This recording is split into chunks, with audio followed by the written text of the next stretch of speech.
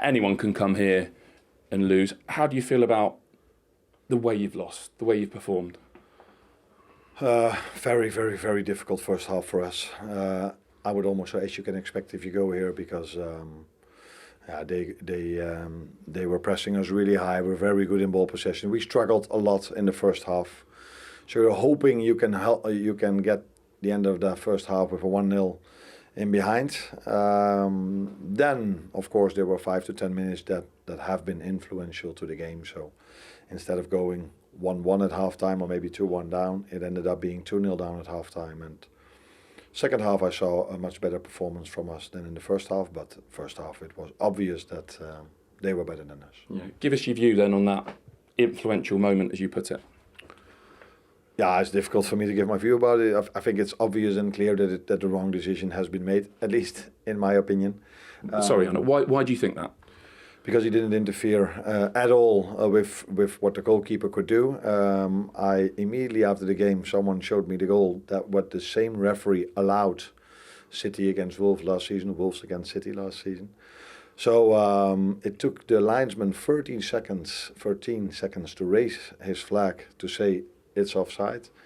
So there was clearly communication. So, but as I said, that could have influenced the game in a positive way for us, because in the first half we were so poor. But yeah, a set piece can make a difference, and now we conceded the 2-0 from a set piece, and then that was maybe a fair reflection of the first half, by the way, us being 2-0 down.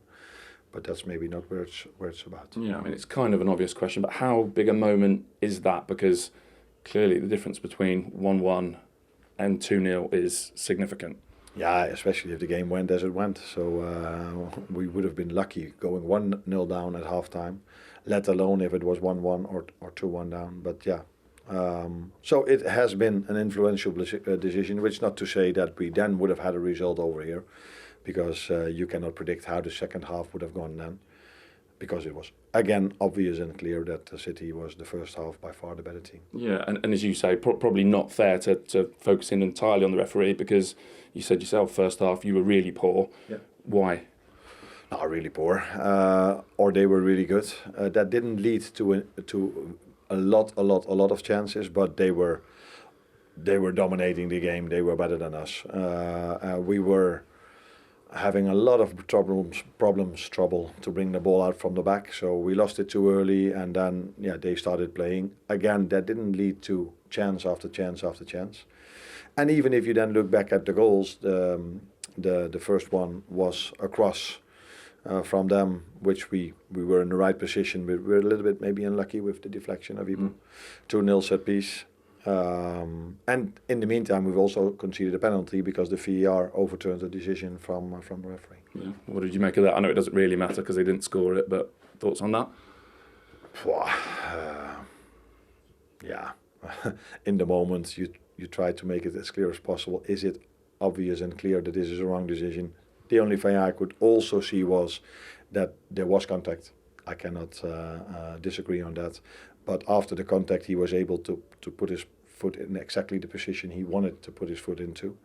So, these are moments sometimes VARs or sometimes referee give a penalty for this. So you cannot talk too long about that. Do you feel overall, Arne, as you go into this international break, like a manager with a lot to fix? I know you had the 2 wins, but it's 7 defeats in 10. A lot to fix in terms of performance level, a lot to fix in terms of integrating fully some of the new signings who maybe don't still look like they're, I don't know, fully part of this. No, I don't know if that's the situation. It's been a very good start of the week with a very bad end of the week. But City away is, like you started this interview, for everyone a difficult game, including for us. Last season we were able to win here. Because we scored a set piece, going 1-0 up, and then we had to defend really hard afterwards. Today, I don't think, apart from that decision, and maybe it was ever going to be our game, you would never know what have happened after 1-1. But in general, they were the better team, and we need to improve. That's what we know. But I didn't need this game to know this. But I liked if there's anything to like today was our second half performance, because teams that sometimes struggle, teams that go 3-0 down over here, they gave up, but that's not what I saw. I saw a team that was trying to come back into the game. We had moments to do so, but it wasn't enough today. That's clear. Lastly, managers will often say things like, you can't win the league in November, but you can lose it. 8 points back. Does it feel lost, or does it feel like there's still a lot to play for? Now, last season when we were 8 points clear, it never felt as if it was done already. But I don't think at this moment of time, as a Liverpool manager, we should talk about the number one position. We should focus on our own performance. That needs to be better. But this week gave me a lot of positives to take into the games we're going to face after the international break. And yeah, it's clear that in moments of this you could focus only on the negatives, but there were a lot of positives in this week as well. Thank you.